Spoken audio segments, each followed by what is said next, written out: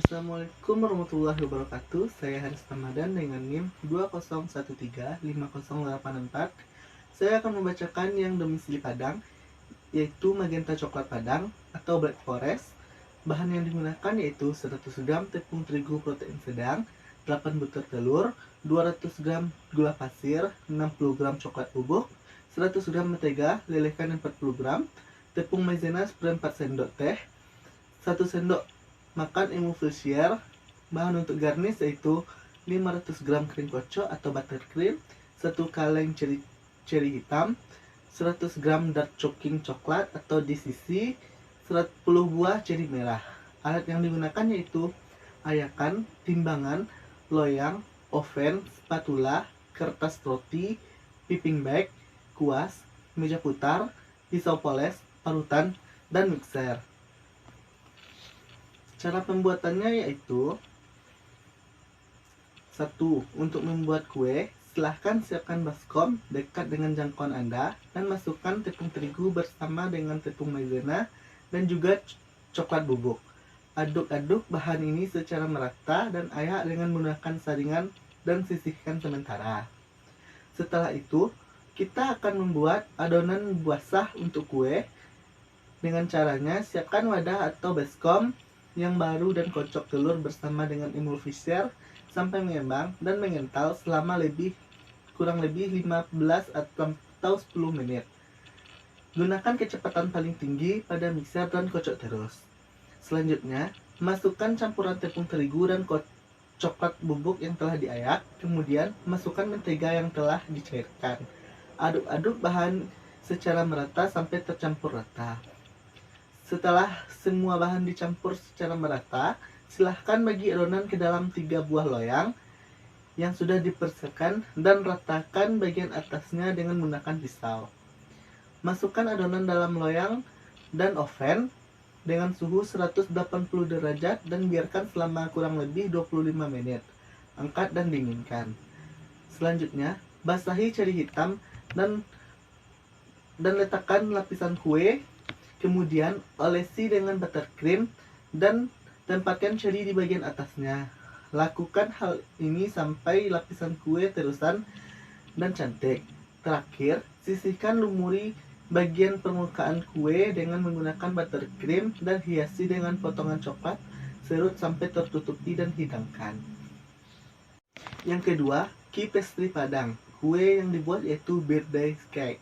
Bahan kuenya 100 gram margarin, 4 kuning telur, 2 telur utuh, 80 gram tepung segitiga, 80 gram gula pasir, 5 gram ST, 15 gram susu bubuk, 10 gram maizena. Bahan untuk krimnya yaitu 200 gram margarin, tepung gula, 2 sendok makan coklat bubuk, ditambah sedikit kopi Nescafe instan. Alat yang digunakan yaitu ayakan, timbangan, loyang, oven, spatula, kertas roti, piping bag, kuas, meja putar, pisau poles, parutan, dan mixer. Cara pembuatan kuenya yaitu kocok telur, ditambah SP, ditambah gula sampai kembang, kental, berjejak. Masukkan bahan tepung, ditambah ayak atau sebelumnya diayak dalam 3 kali campur dengan spatula. Masukkan margarin, tuang di loyang ukuran 20 cm yang sudah dioles dan ditaburi tepung terigu. Selanjutnya, bakar atau oven selama 50 menit dalam suhu 160 derajat Celcius. Dan saat bolu matang, keluarkan dan dinginkan di cooling rack. Cara membuatnya, krimnya yaitu kocok margarin sampai benar-benar creamy, masukkan gula tepung dan pasta. Kocok rata, krim siap dioles. Selanjutnya yaitu Minang Mandai Cake atau kue segitiga khas Padang. Bahan kuenya adalah 100 gram tepung terigu protein sedang, 8 butir telur, 200 gram gula pasir, 60 gram coklat bubuk, 100 gram mentega, tepung maizena 1/4 sendok teh vanili, dan 1 sendok makan emulsifier. Garnisnya choco chip dan keju karamel. Adapun cara pembuatan Minang Mande Cake ini sama halnya dengan kue bolu biasanya. Pertama, siapkan cetakan kue, olesi dengan margarin dan sisihkan. Yang kedua, mencampurkan tepung terigu, baking soda, dan susu bubuk. Lalu kocok telur dan gula pasir menggunakan mixer berkecepatan tinggi hingga mengembang. Lalu tuangkan adonan pada cetakan yang sudah diolesi margarin. Lalu kukus selama 20 menit hingga mengembang dengan sempurna.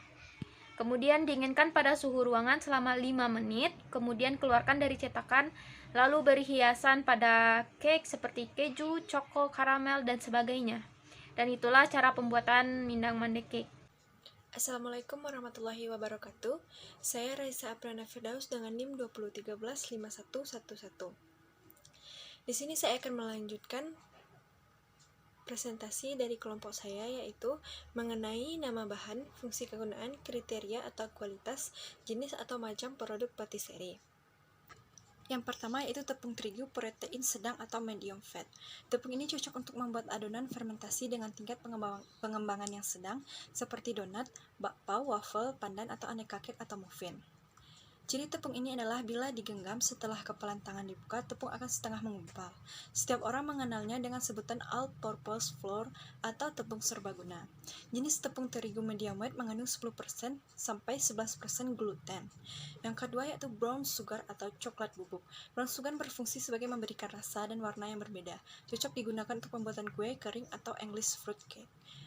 Brown sugar adalah gula kastor yang mengandung molasses, sirup berwarna coklat yang muncul dalam pembuatan gula. Yang ketiga yaitu gula pasir bubuk atau halus, kegunaan sebagai bahan utama pada pembuatan cookies, pie, dan royal icing. Gula bubuk atau icing sugar adalah gula yang dibuat dari gula pasir yang diproses lebih lanjut hingga sangat halus seperti tepung. Berdasarkan pendapat Lunch, gula bubuk adalah gula tepung, kegunaan sebagai bahan utama pada pembuatan cookies, pie. Yang keempat yaitu baking powder. Baking powder ini digunakan untuk membuat kue yang seragam dan menjaga penyusutan agar tidak amblas. Bahan pengembang ini merupakan campuran dari natrium bikarbonat dengan suatu jenis asam, merupakan modifikasi dari baking soda. Yang kelima yaitu baking soda atau soda kue, berguna sebagai zat pengembang kue. Istilah kimianya untuk baking soda adalah natrium bikarbonat. Penambahan asam juga menyebabkan zat ini melepaskan gas karbonat. Baking soda merupakan suatu bahan yang apabila dicampur dengan salah satu jenis asam akan bereaksi dan menghasilkan CO dan sisa yang tidak merugikan kue. Yang keenam yaitu garam. Garam berfungsi sebagai bahan penetral dan meningkatkan cita rasa. Garam yang bisa digunakan adalah garam halus, kualitas bagus, dan takaran yang pas. Jenis produk ini tergolong jenis produk yang hanya sedikit digunakan, memiliki rasa yang asin sehingga kue yang dibuat akan terasa sedikit gurih dan enak. Yang ketujuh yaitu telur.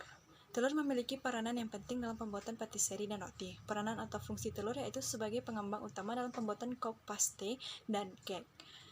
Telur yang baik digunakan untuk pembuatan produk patisserie dan roti yaitu telur ayam segar yang memiliki ukuran 50-60% dan tidak dalam kondisi dingin. Telur adalah makanan yang penuh gizi. Telur mempunyai sifat mengembang apabila dikocok, sehingga volumenya dapat beberapa kali lipat lebih banyak dari volume sebelumnya. Yang kedelapan yaitu susu cair atau susu kental. Susu dalam pembuatan patisserie dan roti berfungsi untuk meningkatkan kualitas penyerapan dalam adonan. Susu merupakan larutan yang terdiri dari pengembang lemak yang kecil dalam air yang mengandung protein, gula, dan mineral. Susu murni didinginkan dalam bak besar, kemudian diaduk dan dialirkan ke dalam ketel yang hampa udara yang tertutup. Susu tersebut dipanaskan sampai sebagian air yang terkandung dalam susu tersebut menguap. Yang kesembilan yaitu margarin cair. Margarin sering digunakan sebagai pengganti mentega karena komposisi yang hampir sama. Margarin pada dasarnya merupakan campuran dari air dan minyak. Biasanya mengandung kurang lebih 80% lemak yang tercampur dengan air, susu, bubuk garam, pelarut, dan beberapa zat lainnya. Pada umumnya bahan dasar dari pembuatan margarin adalah tumbuh-tumbuhan. Selanjutnya yaitu simple syrup atau optimal.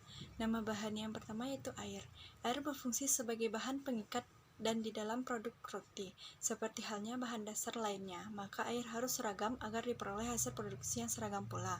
Untuk proses pembuatan kue ataupun roti bisa menggunakan air hangat ataupun air dingin, tergantung dari kondisi adonan yang diinginkan.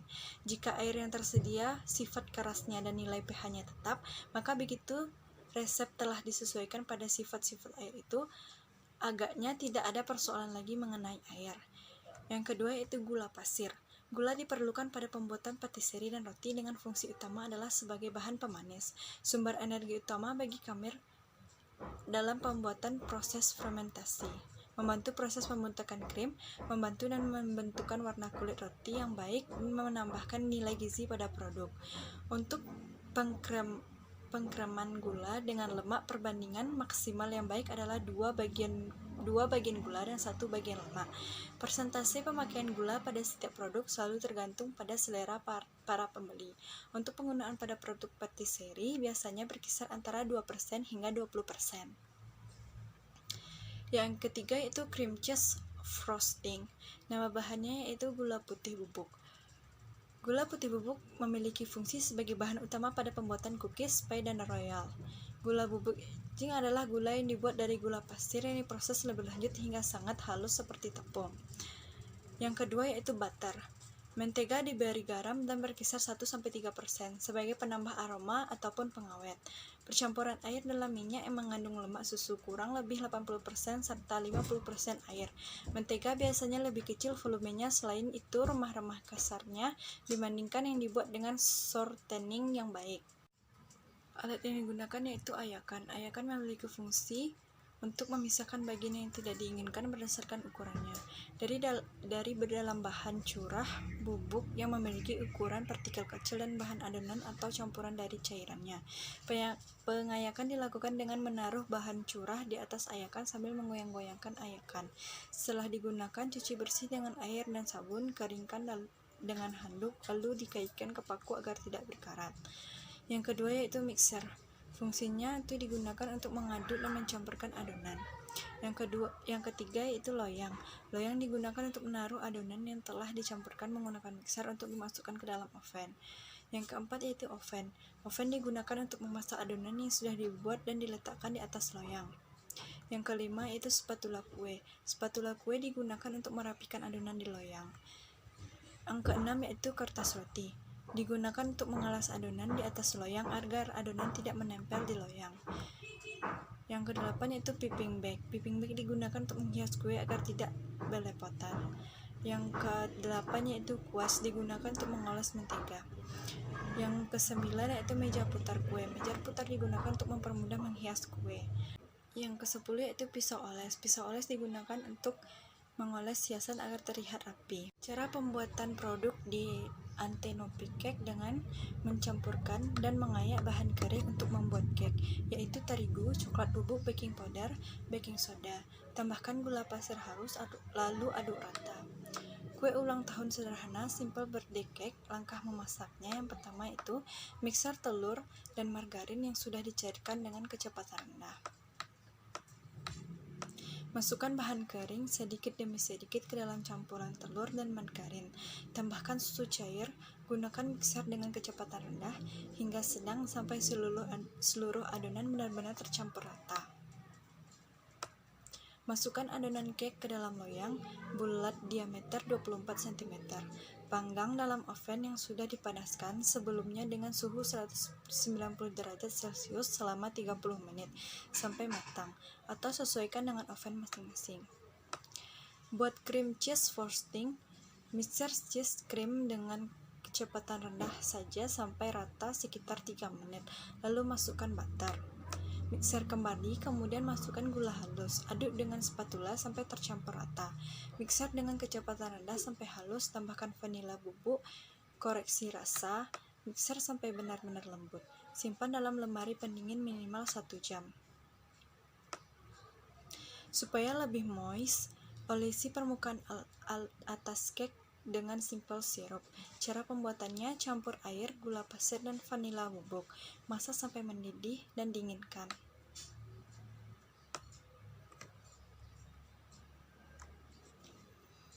Beri simple sirup terlebih dahulu, kemudian olesi kembali dengan frosting cheese cream di seluruh permukaan kue. Hiasi kue dengan coklat serut dan stroberi. Masukkan dalam lemari pendingin sebentar dan siap dipotong. Simpan dan sajikan kue dalam keadaan dingin. Kalau terlalu lama di suhu ruangan, cheese cream menjadi kurang kokoh. Yang kedua yaitu donat kentang Al-Fatih. Donat kentang Al-Fatih berdiri sejak pandemi. Donat ini dikreasikan untuk mendapat perhatian pembeli. Untuk mempertahankan pelanggan, donat Al-Fatih menggunakan bahan untuk membuat donat kentang seperti yang pertama yaitu tepung terigu protein tinggi atau hard wheat. Sangat cocok untuk bahan baku roti dan mie. Ciri tepung ini adalah bila digenggam setelah kepalan tangan dibuka, tepung tidak akan menggumpal. Tepung hard wheat ini mempunyai kadar gluten antara 12-13%. Yang kedua yaitu tepung kentang. Yang ketiga yaitu gula. Yang keempat menggunakan susu bubuk. Yang kelima menggunakan ragi. Yang keenam menggunakan telur. Ketujuh air dingin. Kedelapan mentega, dan yang terakhir menggunakan garam. Alat-alat yang digunakan yaitu mixer, loyang, kompor gas, wajan, subtil, peniris minyak. Cara pembuatannya itu campur terigu, kentang, gula, dan susu bubuk. Kemudian tambahkan ragi, kuning, telur, dan air dingin. Aduk adonan menggunakan mixer sampai kalis. Setelah adonan kalis, tambahkan mentega dan garam ke dalam adonan. Aduk kembali menggunakan mixer sampai adonan kalis. Lakukan proofing adonan donat selama lebih kurang 40 menit. Cetak dan bentuk adonan, lalu lakukan proofing lagi. Goreng donat dalam minyak panas sampai kedua sisi matang. Angkat dan tiriskan. Taburi donat dengan gula halus atau saus coklat sesuai selera. Selanjutnya itu dari domisili si Junjung. Yang pertama dari rumah Asoka. Resep yang kita gunakan yaitu resep kue sus fla vanilla.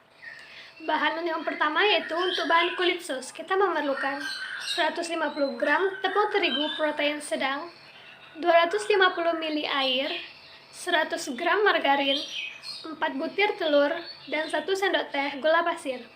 Kemudian, bahan untuk fla vanilla, kita memerlukan 500 ml susu UHT, 100 gram gula pasir, 2 butir kuning telur, 50 gram tepung maizena, 30 gram margarin, setengah sendok teh vanilla essence, kemudian sejumput garam. Alat yang kita gunakan yaitu panci, loyang, oven, spatula, mixer, spuit, piping bag, baking paper, dan ayakan. Selanjutnya itu cara pembuatan. Di sini yang pertama kita harus membuat fla vanilla terlebih dahulu. Caranya, yang pertama campurkan bahan-bahan yaitu tepung maizena, gula pasir, garam, vanilla essence, dan susu cair ke dalam panci. Aduk hingga tepungnya larut. Setelah larut, masukkan kuning telur dan aduk kembali. Kemudian tambahkan sejumput garam. Masak di api kecil sambil terus diaduk. Setelah flanya mengental dan meletup-letup, tandanya sudah matang. Kemudian matikan api. Masukkan margarin. Aduk hingga margarinnya tercampur rata. Kemudian angkat. Salin ke mangkuk dan tutup bagian atasnya agar tidak mengeras. Selanjutnya itu kita membuat kulit sus. Yang pertama, campurkan bahan-bahan yaitu air, margarin, dan gula pasir ke dalam panci. Didihkan hingga mendidih. Kemudian kita kecilkan api, masukkan tepung terigu yang sudah diayak, kemudian aduk hingga membentuk adonan. Masak di api kecil hingga kalis. Setelah kalis, tuangkan ke dalam wadah dan diamkan beberapa saat. Setelah sedikit dingin, masukkan telur dan mixer hingga tercampur rata membentuk adonan. Kemudian masukkan adonan ke dalam piping bag. Cetak adonan di atas loyang yang sudah dialasi dengan baking paper. Kemudian masukkan ke oven yang sudah dipanaskan. Masak hingga sedikit kecoklatan. Setelah sedikit kecoklatan, kemudian keluarkan dari oven. Setelah tunggu sedikit dingin, bolongkan sedikit bagian bawah kue. Kemudian isi dengan fla susu. Sus fla vanilla selesai. Toko kedua yaitu Azura Cake. Di sini kita menggunakan resep bolen pisang.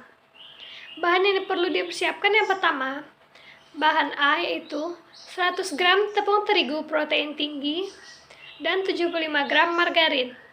Bahan B, 200 gram tepung terigu protein tinggi, 75 gram margarin, 2 sendok makan gula halus, 70 ml air, dan sejumput garam.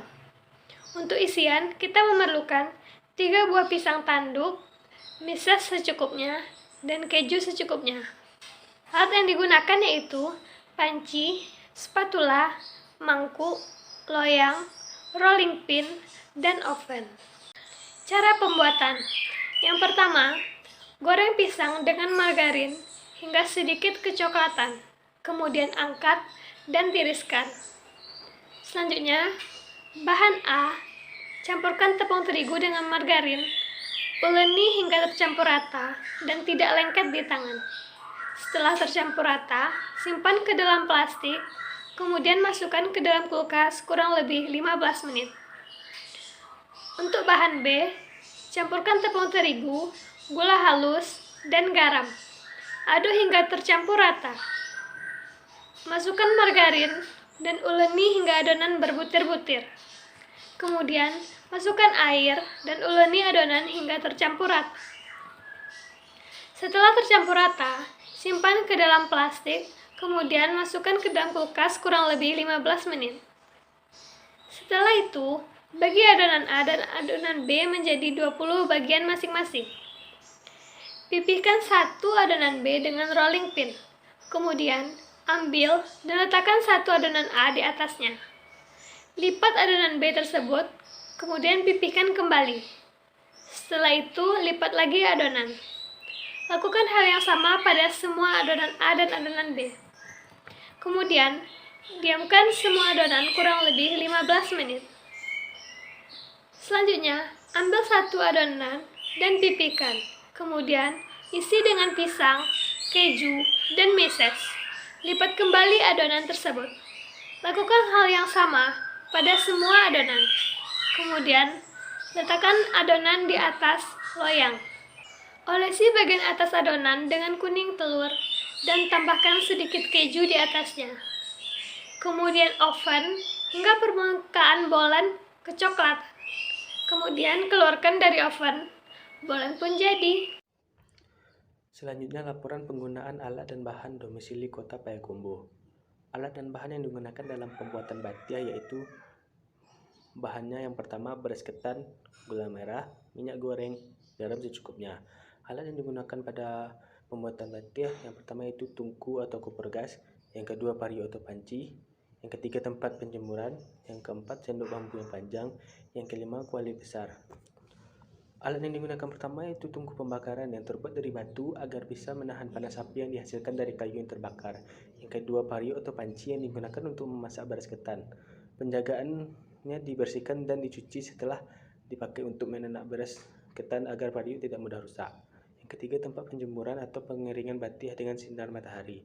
Terbuat dari bambu kayu yang sudah ditata rapi untuk sebagai wadah penjemuran batiah. Yang keempat, penggorengan batiah tidak menggunakan sendok penggorengan atau spatula, melainkan menggunakan 2 buah kayu panjang yang bernama suduk. Yang kelima, kuali besar, tempat untuk penggorengan batiah. Setelah pemakaian dicuci dan dibersihkan agar tidak kotor. Kemudian, cara pembuatan batiah yang pertama yaitu beras ketan dimasak seperti memasak nasi dan dicampurkan dengan gula merah. Setelah beras ketan matang, beras ketan tersebut dibentuk bulat pipih atau tipis. Setelah dibentuk, beras ketan dijemur di bawah sinar matahari selama seharian.